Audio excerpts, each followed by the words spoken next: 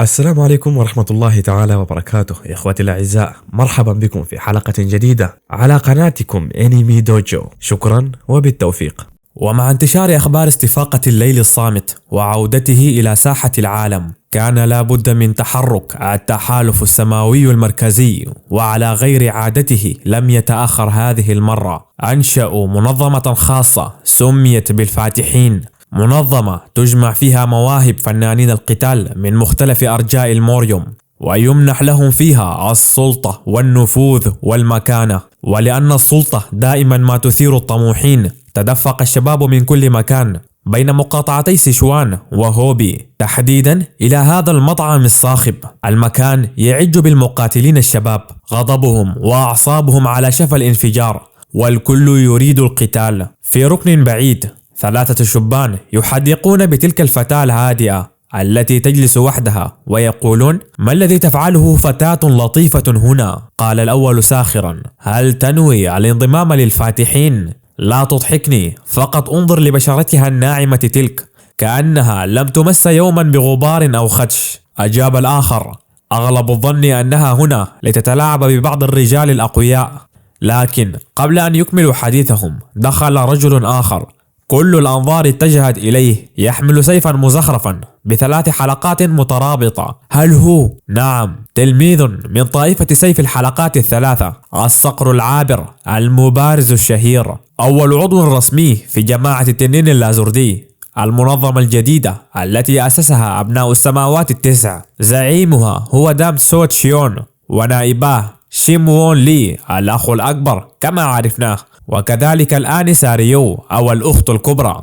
والغريب في الأمر هؤلاء ال3 أيضا أعضاء في السماوات ال7 الصغرى أو الدنيا، ويبدو أن خطط الأخت الكبرى تسير كما تريد. سمعة التحالف اللازوردي تتسع، وصداها بدأ ينتشر في كل مكان، في عالم يفترس فيه القوي الضعيف، لا مجال للحياد، فإما أن تنضم أو تسحق، وكل ذلك بغرض صنع أسماء لأنفسهم، وذلك بالانضمام إلى إحدى التحالفات أو المنظمات. وبما أن منظمة الفاتحين وكذلك التنين اللازوردي يحاولون كسب الشباب إلى صفوفهم، فأعتقد يا أصدقائي سيحاول كل من الفريقين كسب الفنانين إلى صفوفهم، ويتنافسون فيما بينهم لجمع أكبر عدد ممكن من الرجال الأقوياء الأشداء. الصقر العابر يتقدم بثقة نحو تلك الفتاة. قالت الفتاة: أنت مثابر جدا يا سيد جاه، أخبرتك مسبقا، لست مهتمة. ابتسم الصقر: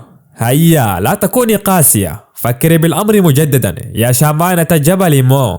السيدة نام سوريون. صعق من حوله وسقطت الكلمات من ألسنهم.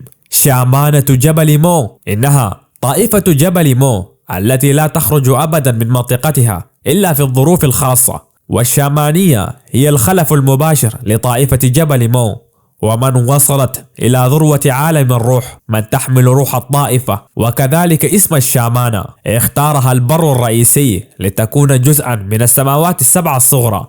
وها هي تقف هنا بين الموهوبين، بين المتطلعين للمجد.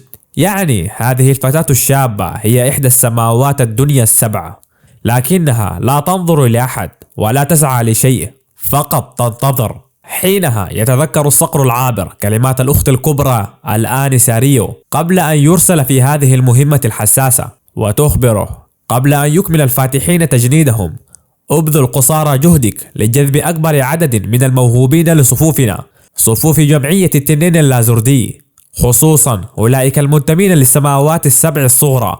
إن نجحت أعد بمكافأتك بسخاء. يجلس الصقر العابر الآن بكل ثقة قبالة شامانة جبل مو الآنسة نام. قال بابتسامة وثقة ونبرة تتقاطر منها الغطرسة: أعلم أنني شرحت لك هذا من قبل، لكن جمعية التنين اللازوردي ليست سوى نخبة المقاتلين من كافة أرجاء الأراضي الرئيسية. انضمي إلينا، ف4 من السماوات ال7 الصغرى بمن فيهم أنا قد انضموا بالفعل للجمعية. ثم يزيد بتفاخر: مع دعم أحفاد السماوات ال9 سنسيطر على عالم الموريوم.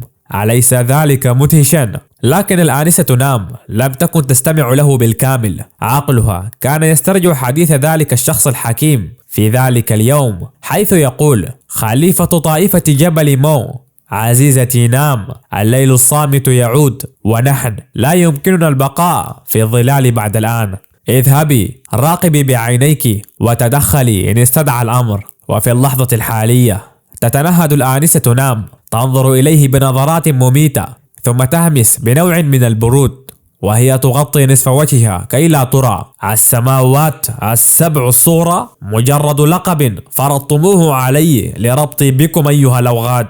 لم يسبق لي أن رأيت ولا صادقت أي واحد منكم أيها الأوغاد. أيضا أنا متأكدة من أنني أوضحت هذا لك من قبل. لا يمكنني سوى أن أهتم قليلا بجمعية التنين اللازوردي. يمكنك هزيمتي أو سحبي أو أيا يكن، لكنني لن أنضم أبدا إلى مجموعتك الصغيرة من الأصدقاء. لذا توقف عن إزعاجي عندما أحاول أن أكل، وفقط اغرب عن وجهي أيها الأحمق. خوف مفاجئ وتوتر شديد ظهر على ملامح الصقر العابر. الهالة التي شعر بها من هذه الفتاة الناعمة ليست شيئا يمكن الاستخفاف به. وفي تلك اللحظة يفتح باب المطعم على مصراعيه. إنهم هم رفاقنا جين مون، الكبير تانك، الآنسة مي، والباحث ذو 3 عقول، والتلميذ روسان. المكان كان مكتظا بالناس ويهمون الآن بالمغادرة، لكن الآنسة نام تنادي بأعلى صوتها: أنتم هنا أخيرا، لقد كنت بانتظاركم أيها الرفاق. الجميع ينظر بدهشة حتى جين نفسه، ثم تلتفت للصقر العابر مبتسمة. آسفة يا سيد جاه، كما ترى أنا بالفعل عضوة في جمعية أخرى اسمها جمعية سوريون، ويبدو أنها قد سمت الجمعية باسمها. ضحكت مخبرة إياه: لهذا السبب كنت أرفض عرضك. آسفة على إزعاجك. الصقر العابر يتجمد في مكانه ثم يحاول جمع كرامته، يضحك متلعثما. لم أكن أعلم أن جمعية باسمك موجودة، كم أنا غافل. رجاء استمتعي بلم الشمل مع جماعتك.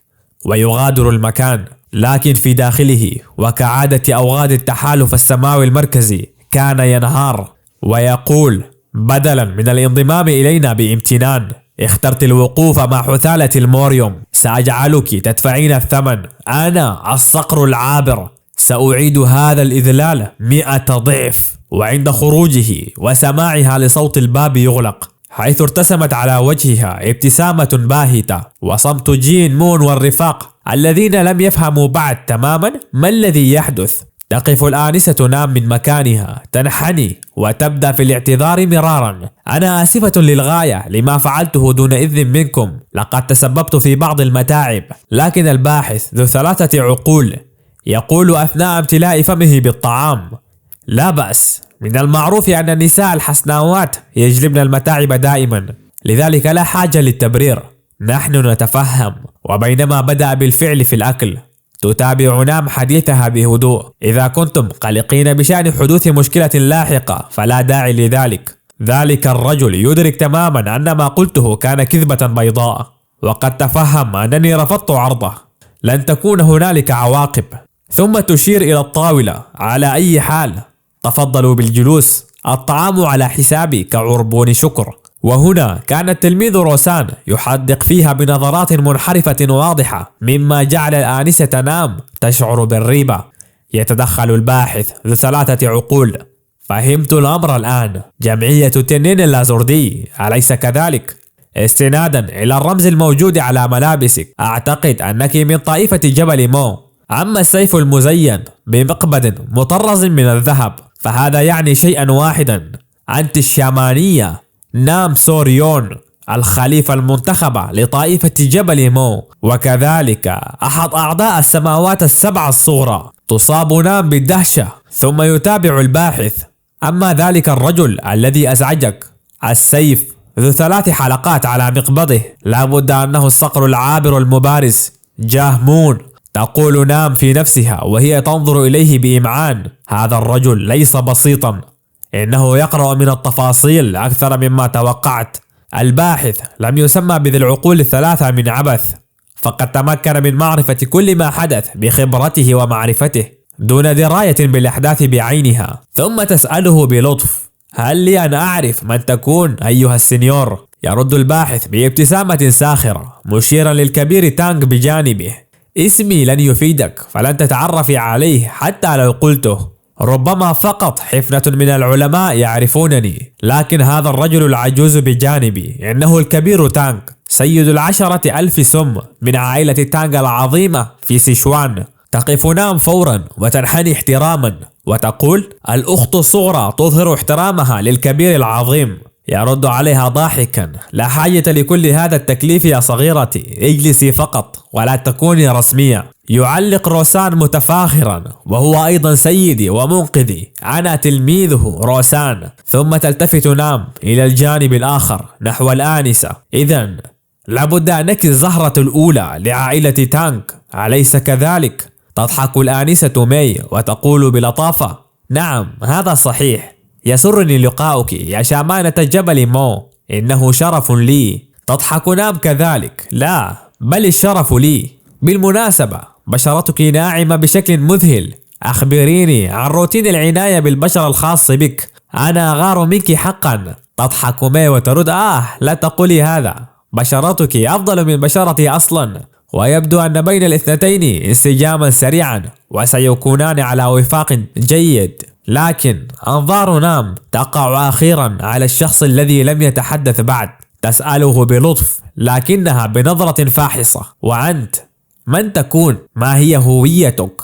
لكن قبل أن يجيب جين ينهض الكبير تانغ للذهاب إلى المرحاض، وأثناء طريقه يصطدم بأحد الرجال الضخام في المطعم، وبنبرة وقحة يقولون: راقب طريقك أيها العجوز. يبدو من مظهرهما أنهما من فناني الدفاع الشرسين. وفجأة يقفز روسان عاليا دون تفكير يركلهم بقدمه، لكن الرجلان يتفاداه، ثم يقترب منهما وهو يصرخ: أوي أيها الأوغاد القذرون، أين أخلاقكم اللعينة؟ هل تعرفون من هذا الرجل أصلا؟ ثم يصرخ غاضبا بكل صوته: ما الذي تفعلونه بحق الجحيم؟ إذا دفعتم سيدي فعليكم الاعتذار الآن أيها الأوغاد البشعون. الرجلان يصابان بالذهول من هذه الجراءة ومن تلك الصرخات ومن ذلك التلميذ الوقح المشتعل غضبا: اعتذروا الآن. يبدأ الشخصان بالانحناء ويقولان: حسنا، اعتذاراتنا مؤخرتي. وبضربة مزدوجة من الرجلين يقومان بإرسال التلميذ روسان إلى آخر المطعم. يصاب الجميع بالدهشة. يتجه الأخوان التوأم خوان نحو روسان حيث يصرخان: من تظن نفسك بحق الجحيم؟ هل تعرف حتى من نكون؟ يبدأ الحاضرون في المطعم بالصراخ بحماس: الدبب التوأم الأخوان خوان إنهما هنا. يعلو الصخب ويتهامس البعض: كنت أظن اليوم هادئا، يبدو أننا سنشاهد معركة أخيرا. ثم ينهض تلميذ روسان وكأن شيئا لم يكن ويقول ساخرا: أوه، هل أنتما متأكدان من أنكما ضربتماني فعلا؟ لا أشعر بأي شيء. يصاب الأخوين بالاستفزاز: حقا؟ إذا دعنا نرى ما إن كنت تستطيع التحدث بعد هذا. وينقضون عليه بركلة مزدوجة بكوع أقدامهم على وجه روسان. لكن وسط تلك الأجواء المشتعلة ينهض التلميذ روسان وجهه متورم، الدماء تسيل من أنفه، ومع ذلك يبتسم: هل أصبحتم جادين الآن؟ حقا توقفوا عن العبث. وهنا يبدأ وابل جديد من الضربات، الصفعات، الركلات، ضربات مزدوجة على الوجه، لكمات مركزة على المعدة. وفي النهاية يتم دك روسان بالأرض مجددا. يندفع إلى زاوية المطعم. يحاول الأخوان خوان أخذ أنفاسهما ويقولان: ما خطب هذا الرجل؟ لماذا لا يسقط؟ لحظة صمت، ثم ينهض مجددا يترنح، يرفع رأسه نحوهم ويضحك: توقفا عن العبث، هل هذه كل جديتكم؟ أنتم ضعفاء جدا، اللكمات الخاصة بكما لينة كالفتيات. روسان يمسح الدم من فمه ويصرخ ساخرا مشيرا إلى جين مون: ربما السبب أنني أتلقى ضربا يوميا من ذلك الشيطان هناك، النصل الشمالي. حقا بالمقارنة مع تدريبه أنتما مجرد ضعفاء. كل من في المطعم يتجمد، ثم يهمس أحدهم: انتظر، قال النصل الشمالي هناك، هل هو فعلا؟ لا مستحيل أن يكون هو. إذا كان هو فعلا النسل الشمالي فسمعته تساوي السماوات السبع الصغرى. إنه النجم الصاعد للجيل الحالي. الدهشة، الصدمة، التوتر كلها انفجرت بين رواد المطعم. الأخوان إخوان يتبادلان نظرات مصدومة وينظران باتجاه جين مون. ماذا؟ أنت جاد؟ هل هو فعلا النسل الشمالي؟ تلك اللحظة التي تشتت فيها انتباههما يقفز روسان منقضا عليهما، ولكنهما يتداركان الموقف ويتفاديان هجومه، ويسدد أحدهما لكمة قوية في وجهه، ولكن روسان لم يتراجع. يمسك رأس الآخر بيده وينقض عليه بهجمة رأسية على وجهه، ويقوم بضرب الآخر بساقه. يصرخ جميع من في المطعم حماسا قائلين: انقض عليهم أيها البولد هوند المسعور. واسم البلود هوند هو نوع من أنواع الكلاب يا أصدقاء، وهو يبدو كما لو كان عراك شوارع. والتلميذ روسان يقاتل بكل شراسة كالكلب المسعور. يقول الباحث ذو 3 عقول: حسنا، أنا لست مندهشا جدا، فقد كان دائما مقاتلا جيدا. كل ما في الأمر أن خصمه كان جين مون كل هذا الوقت، ولم نعرف مقدار قوته الحقيقية. ويزيد إذا استطعنا إصلاح مزاجه المتقلب سوف يصبح ثروة قيمة لنا. وعند الأخوين يصرخان بكل غضب: كفى عبثا، سننهي هذا الأمر بضربة القوة المشتركة. ويبدأان في تجميع مشترك للتشي في يديهما على شكل كرة دائري. يقول تلميذ روسان: إذا كان هذا هو الحال، إذن تعالوا إلي أيها الضعفاء السخيفون. وقام باستخدام تقنية عائلة تانغ من السموم، وتحكم به باستخدام يديه. يفاجأ كل من الكبير تانغ والآنسة ماي: أنت انتظر، ما الذي تفعله؟ توقف عندك. تنظر الآنسة نام إليهم وتقول في نفسها: هذا ليس جيدا، الأمور تخرج عن السيطرة، هل يجب أن أتدخل؟ وعندما يبدأون في الانقضاض على بعضهم البعض يقفز جين مون إلى وسطهم ويقوم بإيقافهم قائلا: هذا يكفي. ثم ينظر إليهم ويقول بنبرة باردة حادة: الأمر نفسه ينطبق عليكم يا رفاق، لماذا لا تتركوها؟ نظراته الحادة اخترقت أعين الأخوان التوأم. إحساس مرعب تسلل إلى صدورهم وأصبحا غير قادرين على التنفس. أحدهما يهمس: تبا، هالته مفزعة. يرد الآخر بصوت منخفض: علينا الخروج من هنا الآن. وبالفعل ينسحب الأخوان بهدوء، والعرق يتصبب من جباههم. من خلف جين يصرخ روسان بكل وقاحة: كونوا ممتنين أنه أنقذكم مني أيها الأوغاد، من الأفضل لكما أن تعتذرا لسيدي. ويزيد بصوت عال: سأتذكركما جيدا أنتما الاثنان أيها الأوغاد. ومن بعيد يسمع صوت الكبير تانغ وهو يركض نحوه يصرخ: أيها الشقي الصغير، أخبرتك أنني بخير، لم يكن عليك الذهاب إلى هذا الحد. يتوقف أمامه وعيناه بين السخط والغضب: لا أصدق أنك استخدمت تقنيات السم التي علمتها لك على شيء تافه كهذا. يرد عليه روسان بنبرة ثابتة لا تعرف التردد: ماذا تعني يا سيدي؟ هؤلاء الأوغاد لم يحترموك، كيف لي بصفتي تلميذك أن أجلس وأسمح بحدوث ذلك أمامي؟ يضربه الكبير تانغ على رأسه: يا إلهي، حتى لو كانوا أوغادا هكذا لا يجب أن تندفع بهذه العجلة. ينحني روسان فورا ويقول بصوت مرتفع: اعتذاراتي يا معلمي، سامحني على استخدامي لتقنية السم دون إذن، ومع ذلك إن حدث وضع كهذا مجددا فلن أتردد ولن أتراجع. يتنهد الكبير تانغ: حسنا، يبدو أنك بحاجة إلى بعض العقاب الليلة. يرتجف روسان: لا أرجوك، لا، أي شيء غير هذا. وفي صباح اليوم التالي أثناء استراحة الرفاق يقول أحدهم: بما أن الحانات كانت ممتلئة لم نجد غرفة لليلة الماضية، لكن بفضل السيدة نام تمكنا من النوم أخيرا. تبتسم الآنسة نام بلطف: لا داعي لذلك، الغرفة كانت أكبر من أن أستخدمها وحدي، ثم أنني أشركتكم في شؤوني دون إذن، هذا أقل ما يمكنني فعله. تقول الآنسة ماي: أخبرتني السيدة نام أن وجهتها هي التحالف السماوي المركزي أيضا، لما لا نسافر معا؟ يوافق الباحث سريعا: فكرة ممتازة، السفر مع شامانة جبل مو بالتأكيد سيكون أفضل وأكثر أمانا. يقول روسان ضاحكا: أعدكم بأنني سأحميكم أيتها الآنسات الجميلات. ولكن من خلفه يصل صوت أحد الرجال من المطعم: أوه، هل نمت جيدا أيها الكلب المسعور؟ لقد استمتعت تماما بمعركتك الليلة الماضية، ويبدو أن روسان قد صنع اسما لنفسه في عالم الموريوم، الكلب المسعور أو البلود هوند المسعور. ثم ينتقل بنا المشهد بين أشجار الغابة الكثيفة. اجتمع 3 رجال في بقعة معزولة بعيدا عن أعين الناس.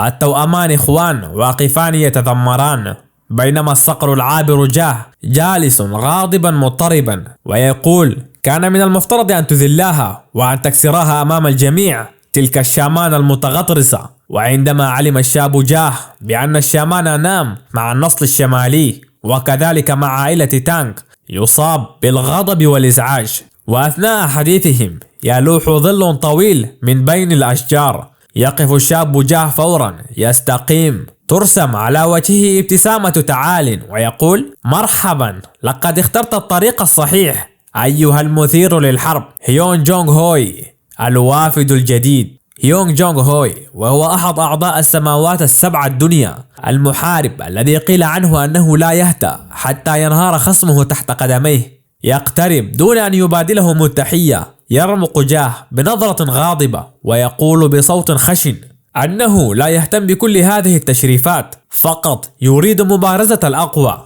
تضيق عيناه ويظهر بريق الاستغلال فيهما، ويقول بهدوء وخبث ويخبره أن هنالك عضوا آخر من السماوات السبع الدنيا قريب من هنا، هل تود مقابلته؟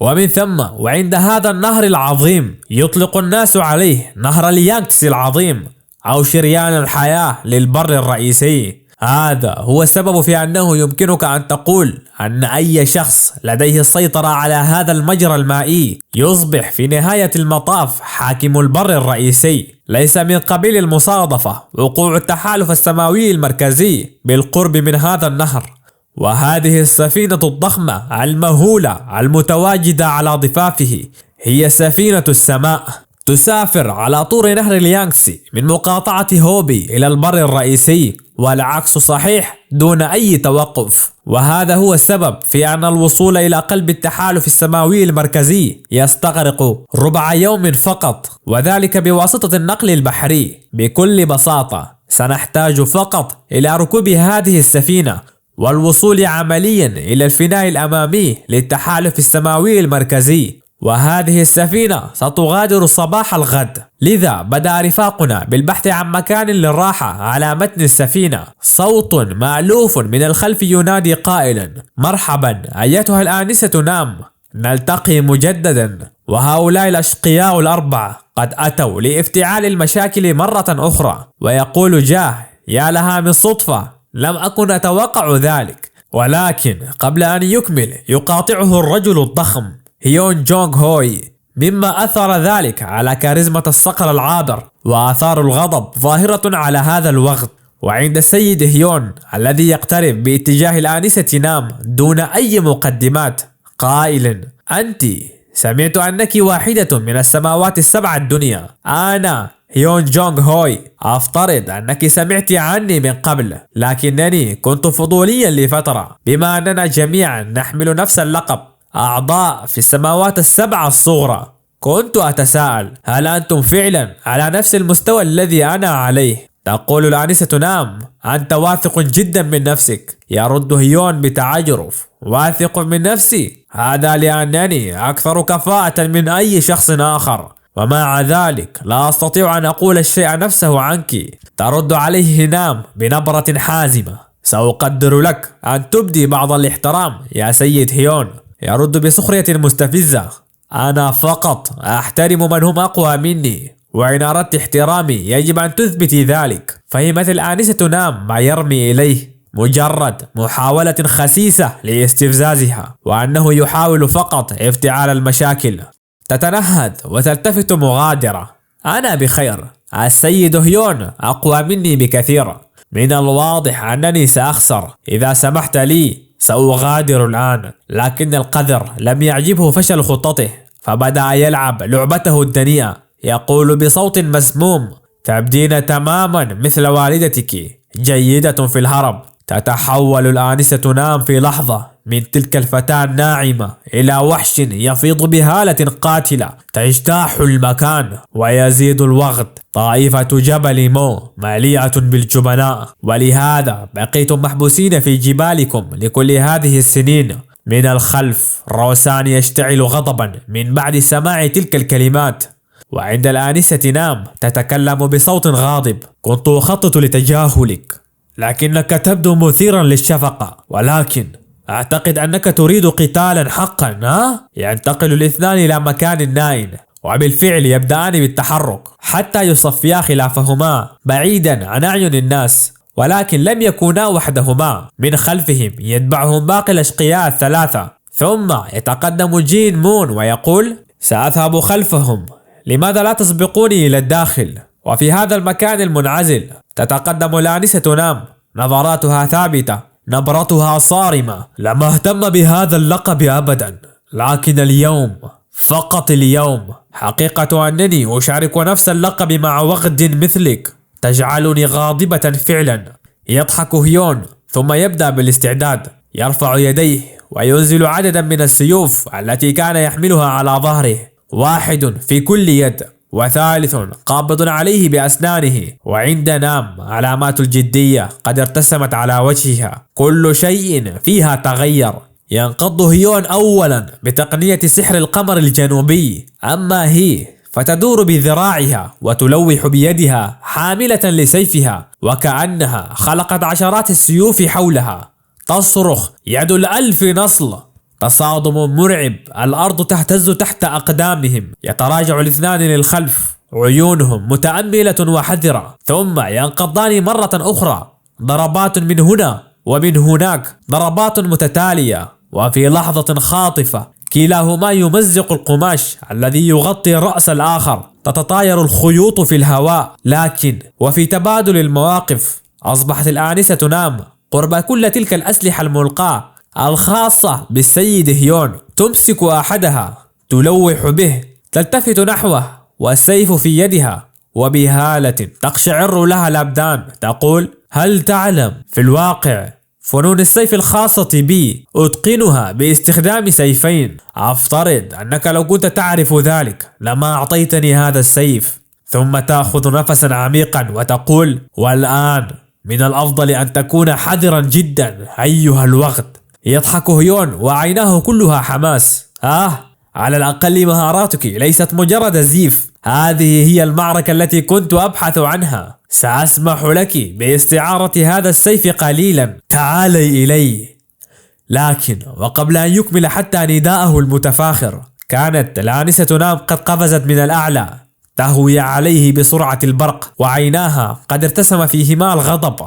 غير أن هيون رغم مفاجأته استعاد توازنه وتحرك استعدادا لصد الهجوم، لكن الصدمة في لحظة واحدة انشطر سلاحه إلى نصفين.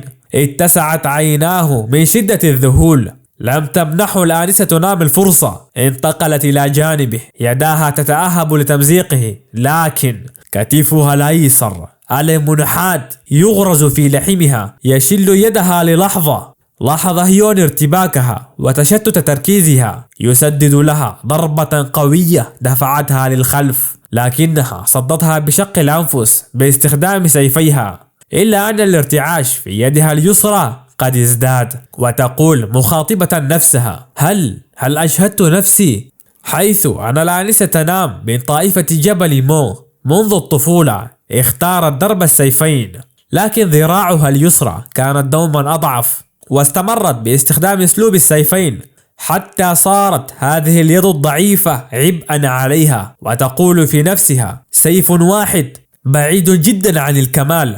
تنظر لهيون وقلبها يشتعل، ولكن هذا الرجل ليس مجرد عدو عابر، لقد أهان طائفتي، أهان والدتي. لا يمكنني أن أتراجع الآن. يبتسم هيون وقد تلون وجهه بتلك الابتسامة القاتلة، ويقول بعلو صوته: أنا لن أتراجع الآن. تعال إلي أيتها الشامانة من جبل مو. ترد عليه بصوت بارد: إذن سأنهي هذا بحركة واحدة. تقفز إلى السماء، سيفاها يدورا بخفة، عشرات النسخ تتشكل من حولها، وعند هيون الذي يضرب الأرض بقدمه ويفعل هجوم 100 محارب، العشرات من سيوفه ترتفع لتحيط به. وفي السماء صرخت من أعماق قلبها سقوط 1000 نسل، ثم انفجار عظيم قد ضرب الأرض. الهواء قد تغير والأرض قد تصدعت. الضغط بين الاثنين كان جحيما لا يصدق. أولئك الأشقياء الثلاثة لم يستطيعوا الثبات، ارتجفت أرواحهم وظهر التوتر على وجوههم من هذه القوة الجبارة. وعندما زال الغبار كان الثلاثة يحدقون غير مصدقين في وسط ساحة المعركة، حفرة هائلة وفي قعرها الاثنان واقفان. لكن الآنسة تنام بالكاد تقف، يدها اليسرى ترتجف وتسيل منها الدماء ووجهها منهك. أما عند السيد هيون المحارب من السماوات السبع الصغرى، ذراعه اليمنى مفقودة، ثقب عميق على جانبه الأيمن، والدم يسيل من جسده. وقبل أن يبدأ بالتفاخر بنفسه يسقط مغشيا عليه. تقول نام بصوت بالكاد يسمع: إياك وأن تقلل من شأني أو من شأن طائفة جبل مو. ثم تسقط في مكانها فاقدة للوعي. وفي لحظات الصمت التي عمت المكان صوت من الخلف، صوت ممتلئ بالغضب والطمع: إنها فرصتي. من يهتم بإحضارهم لتحالف التنين اللازردي؟ الأفضل أن أنهي حياتهما هنا وأكسب المزيد من السمعة والشهرة لاسمي. ويقول وقد ارتسمت الكراهية على وجهه: أيها الأوغاد الملاعين، لقد وقعتم مع الشخص الخطأ. هذا هو جزاؤكم لتقليلكم من شأني. مخرجا لسيفه وعلى وجهه ملامح الغطرسة والتبجح، وقف الصقر العابر جاه مستعدا، لكن أمام عينيه يظهر الظل رجل واحد، النسل الشمالي جين مون. تمتم الأخوان إخوان وعيونهما لا تصدق ما تراه. بصوت مرتجف يقولان: إنه هو النسل الشمالي، علينا أن ننسحب حالا. لكن جاه بشراسته المعهودة يصرخ مستهزئا: من ذلك الكلب؟ ليس حتى من عائلة مرموقة، مجرد سياف عشوائي إلى أي حد قد يكون عظيما. يكمل بصوت ملأه الغرور: أنا جاه مون هو، الصقر العابر المبارز من طائفة سيف الحلقات الثلاثة الشهيرة. كيف تجرؤ على التدخل في شؤون جمعية التنين اللازردي؟ صمت جين للحظات قبل أن يرفع جين رأسه ويقول بنبرة باردة: هل على السيد دام على علم بهذا؟ اهتز قلب جاه والتوتر قد رسم على وجهه. ما الذي تقوله؟ كيف لشخص مثلك أن يعرف السيد دام؟ يكمل جين كلامه: دام سوت شيون الذي أعرفه، وأحد سادة فنون القتال الشرفاء. أشك كثيرا في أنه سينحدر إلى هذا المستوى المنحط. ثم أكمل ببطء: لذا دعني أكرر سؤالي، هل تتماشى أفعالكم مع معتقداته؟ صرخ جاه والغضب يفور منه. أيها الوغد!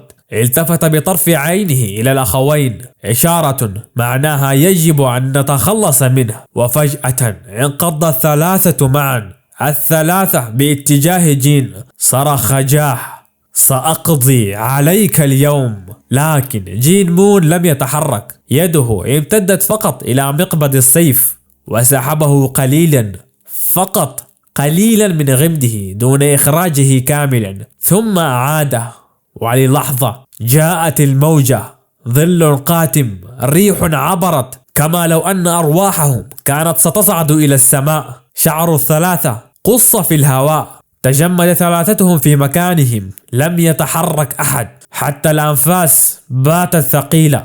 نظراتهم ترتجف من ذلك الحضور المخيف. ذلك هو النسل الشمالي، محذرا إياهم أن من يريد المزيد لا يلومن إلا نفسه. يتجه جين بهدوء نحو الآنسة نام التي لا تزال فاقدة للوعي، يحملها بين ذراعيه ويمضي نحو سفينة السماء التي ستبدأ رحلتها نحو البر الرئيسي بالفعل. وفي مكان آخر، وعند قصر عائلة البوابة الغربية، وتحديدا عند الأخت الكبرى الآنسة ريو، والتي أثناء اعتنائها بنفسها شعرت بوجود شخص يقترب منها. يظهر الرجل الفخم دام سوت شيون، حيث تفاجأت الآنسة ريو من أنه خرج من عزلته التي دامت 7 سنوات كاملة، والتي تركض باتجاهه وتقوم باحتضانه بعد كل تلك السنوات، والذي يخبرها أنه اشتاق لها كثيرا، ويبدو أن بينهم علاقة عاطفية عميقة، والتي كانت بدايتها منذ الطفولة، وذلك عودة إلى ماضي السيد دام، وتحديدا إلى عائلة وادي اللاعودة. ويقول: والدي هو رئيس عائلة وادي اللاعودة، وكذلك الخليفة الخامس لفن نور التنوير، النيرفانا المستيقظ دام جيوك شيم، ذلك الاسم الذي ارتجف له الكثيرون. رجل من السماوات ال9، رجل لم تكفه زوجة واحدة ولا 2 بل 3 نساء تحت سقف واحد، لكن العدالة لم تكن بينهم. 2 تكالبتا على 3، نظرات الاستحقار والكلمات السامة: أنت لا شيء أكثر من وجه جميل، عديمة الفائدة، ما الذي تجيدينه أصلا؟ مجرد خادمة متواضعة، كيف تجرؤين على رفع رأسك؟ تلك المرأة التي سحقت يوما تلو الآخر تحت وقع الكلمات والسخرية كانت أمي. نعم، أمي أنا، الخادمة التي أصبحت زوجة ثم أما. حتى أنا لم أسلم من ذلك البيت، ابن الزوجة الثالثة، مستضعف محتقر كوالدته تماما. أبناء الزوجتين الأوليين كانوا يرونني نقطة سوداء وسط مجدهم الزائف. وفي ساحة التدريب دام جيوك شيم الذي ينظر إلى أطفاله بكل برود ويقول: حتى الموهبة لا تملكونها، أطفال بلا فائدة، تدريبكم لا يتقدم، ربما يجب أن أنجب ولدا آخر. وفي ظل هذه البيئة المظلمة نشأ دام الصغير، طفل أصابه الخجل والتشاؤم بلا أي نور، لكن كان هنالك شيء واحد فقط يجلب السلام إلى قلبه الصغير: حضنها، حضن أمه. كانت العالم كله بالنسبة له، الابتسامة الوحيدة التي صدقها، اليد الوحيدة التي مسحت دموعه، الليالي الوحيدة التي شعر فيها بالأمان كان حين ينام بجانبها. ولكن كل شيء انتهى في تلك الليلة التي احترق فيها العالم، ليلة بكت فيها السماوات وصرخت الأرض، أحرقت والدته حية أمام عينيه. وما بعد تلك الليلة لم يبقى شيء، كل شيء فقد.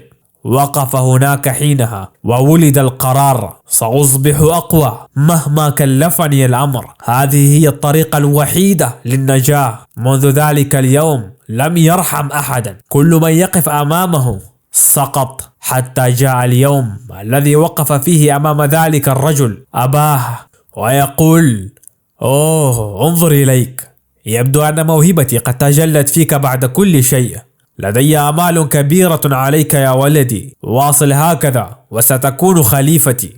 لكن دام لم يشعر بشيء، لا الفرح ولا الفخر ولا الغضب، فقط الفراغ. ثم وفي يوم آخر خطوات خفيفة خلفه وصوت ناعم دافئ: تحياتي سيد دام، اسمي هي ريونغ من عائلة البوابة الغربية. التفت إليها وعيناه خاوية كالسابق، لكنها تابعت بابتسامة مشرقة: سمعت الشائعات عنك، قوتك مثيرة للإعجاب، لطالما أردت أن أصبح مثلك، لكن جسدي كان دائما ضعيفا وكذلك هشا. لكن لا بأس، لقد أنعم الله على عائلتي بالذكاء، لا أحد يضاهينا في المعرفة، سأبذل قصارى جهدي لأطور الموهبة التي تجري في عروقنا. ضحكت بلطف ثم قالت: أتكلم كثيرا أليس كذلك؟ لا يسعني إلا أن أكون غيورة منك رغم صغر سنك، ولكن لقد أثبتت أنك قوي بالفعل، أنت مذهل حقا. وما الذي رآه السيد دام؟ رأى روح والدته في هذه الفتاة، وأحس بذلك الإحساس الذي افتقده منذ وقت طويل. وأثناء تبادلهم لنظرات طويلة من خلفهم صرخ ذلك الفتى، الأخ الأكبر بنسخته الصغيرة، الذي يلقي التحية على السيد دام ممسكا بيد شقيقته الصغرى، يحاولان قتل النملة بقلوب ضاحكة. ولكن بالحديث عنهما الآن ما الذي حدث لهما قبل 7 سنوات حين عاد ذلك الابن إلى عائلته، أي الأخ الأكبر، عائلة السماوات ال4 المميتة؟ لم يكن في انتظاره ترحيب، بل كان في انتظاره غضب لا يوصف. والده الذي يستشيط غضبا لرؤية ابنه في هذه الحالة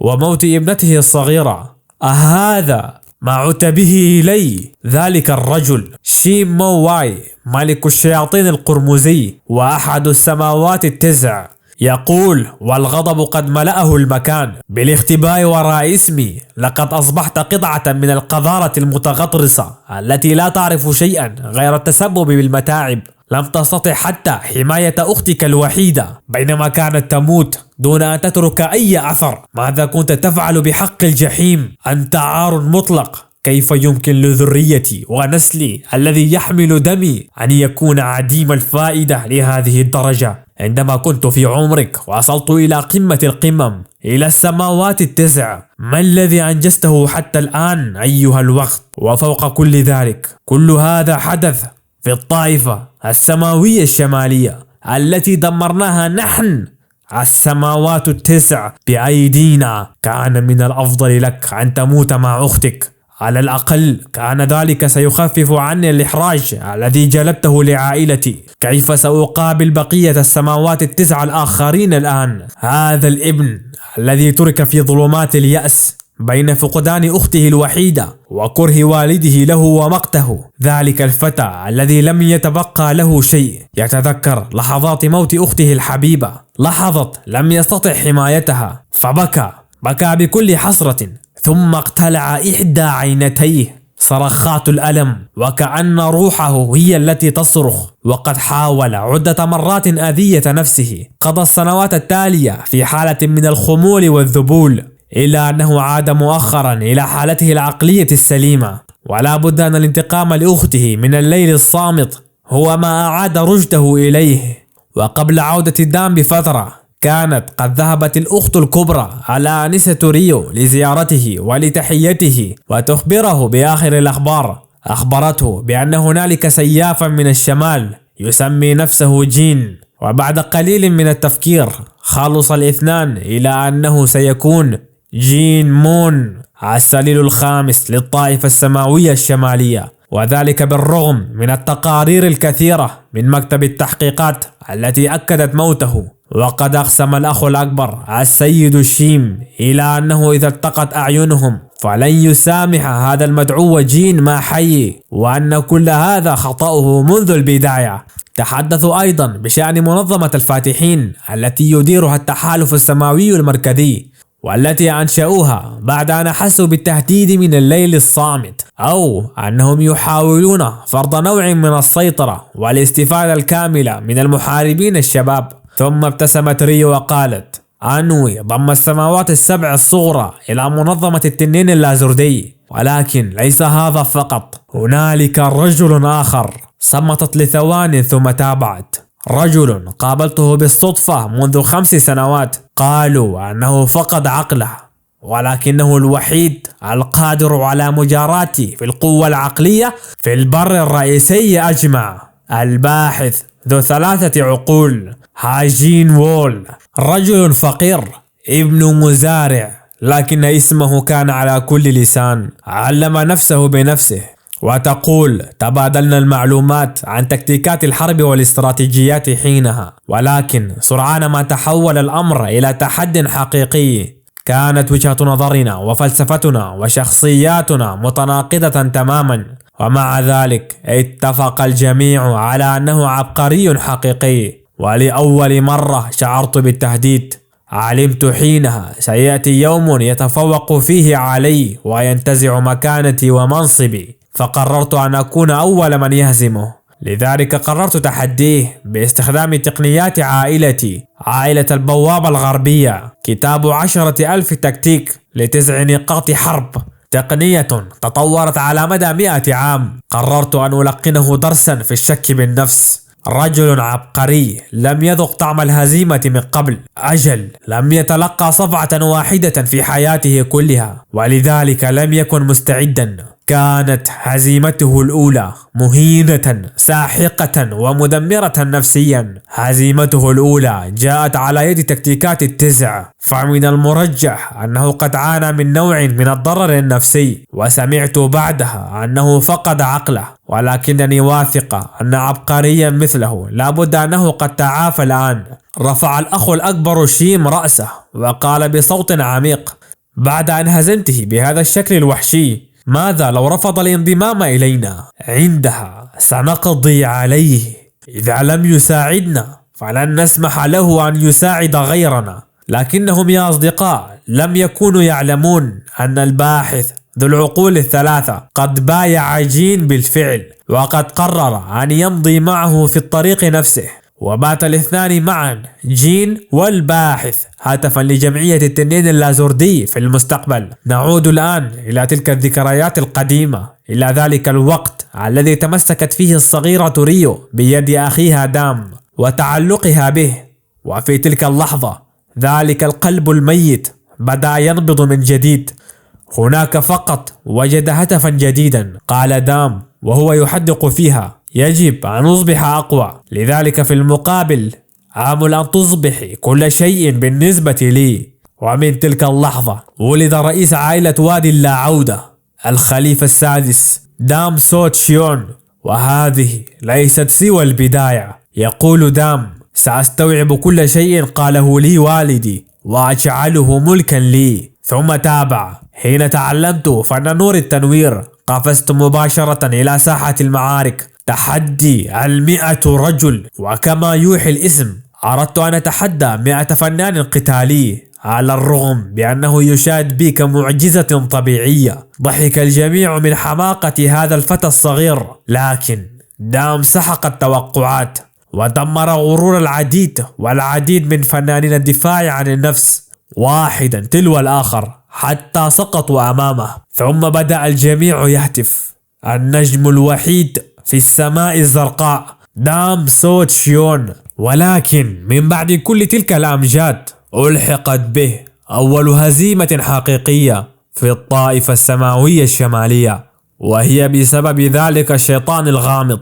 والآن في هذه اللحظات الحالية ينظر إلى الآنسة ريو حبيبته وروحه وكل ما تبقى له في العالم، ويقسم: سأصبح الأقوى في هذا العالم بأسره حتى لا تتكرر الكارثة مرة أخرى. ابتسمت ريو ثم قالت: هل سمعت الشائعات عن النصل الشمالي؟ نتركهم في حديثهم ونذهب حيث يمر السحاب.